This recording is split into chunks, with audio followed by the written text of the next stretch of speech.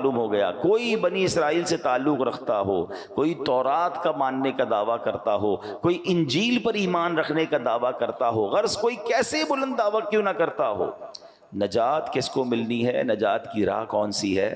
وہ دین محمدی یعنی دین اسلام ہے، اس کے سوا نجات کا راستہ نہیں۔ اللہ قرآن مجید میں ارشاد فرماتا ہے اور جو کوئی اسلام کے علاوہ کوئی اور دین چاہے گا تو وہ اس سے ہرگز قبول نہ کیا جائے گا اور وہ آخرت میں نقصان اٹھانے والوں میں سے ہوگا۔ اے میرے پیارے اسلامی بھائیوں، اب واقعہ سنیے گا۔ مشہور صحابی حضرت ابو ہریرہ رضی اللہ تعالیٰ عنہ، ان سے روایت ہے کہ نبی پاک علیہ الصلوۃ والسلام نے فرمایا روز قیامت اللہ کی بارگاہ میں اعمال پیش ہوں گے، یعنی اعمال بھی اللہ کی بارگاہ، ہم تو پیش ہوں گے، اعمال بھی پیش ہوں گے۔ نماز عرض کرے گی اے اللہ پاک میں نماز ہوں، ارشاد ہوگا تم بھلائی پر ہو۔ پھر صدقہ حاضر ہوگا، اے اللہ میں صدقہ ہوں، ارشاد ہوگا تم بھلائی پر ہو۔ روزے حاضر ہوں گے، یا اللہ میں روزہ ہوں، ارشاد ہوگا تم بھلائی پر ہو۔ اس طرح اعمال پیش ہوتے رہیں گے، آخر میں اسلام پیش ہوگا اور اللہ کی بارگاہ میں عرض کرے گا یا ربی انت السلام و انا الاسلام، اے اللہ تیرا پاک نام سلام ہے اور میں اسلام ہوں۔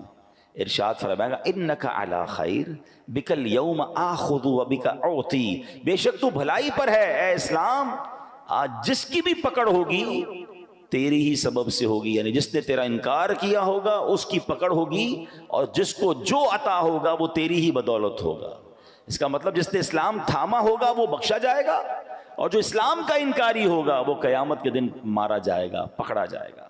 اگر میرا کوئی ایسا ویور ہے جو مسلمان نہیں ہے، جو اللہ کو، اس کے حبیب علیہ الصلوۃ والسلام کو ماننے والا نہیں ہے، آج قرآن کی آیتوں کے ذریعے میں آپ سے عرض کر رہا ہوں ایک ہی دین جو اللہ کی بارگاہ میں مقبول ہے، نبی پاک کے آنے کے بعد اب کوئی راہ نجات نہیں ہے، آپ اسلام میں داخل ہو جائیں، اللہ آپ کو اسلام پر استقامت دے۔ ہم جو ایمان والے ہیں اللہ ہمیں بھی ایمان پر استقامت دے، کہ ایمان ہی راہ نجات ہے۔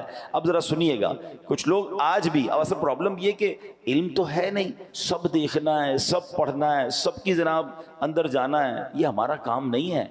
حضرت موسیٰ علیہ الصلوۃ والسلام پر کون سی کتاب نازل ہوئی تھی؟ تورات شریف، ٹھیک ہے۔ اب کس کی بات کر رہا ہوں؟ حضرت فاروق اعظم، حضرت عمر فاروق کیسی ہستی ہیں جن کے بارے میں نبی پاک فرماتے ہیں میرے بعد اگر کوئی نبی ہوتا تو عمر ہوتا۔ ان کا واقعہ سنیے۔ ایک بار نبی پاک کا دربار تھا، حضرت عمر آئے، ہاتھ میں تورات شریف تھی۔ حضرت عمر نے نبی پاک کے پاس بیٹھ کر تورات پڑھنا شروع کر دی۔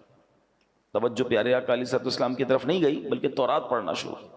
جیسے جیسے آپ تورات پڑھتے جاتے تھے نا، میرے آقا کے چہرے کا رنگ بدلتا گیا، جلال شریف، نبی پاک کے چہرے پر جلال کی وجہ سے رنگ بدلتا گیا۔ حضرت ابوبکر صدیق نے حضرت عمر کو روکا، اے عمر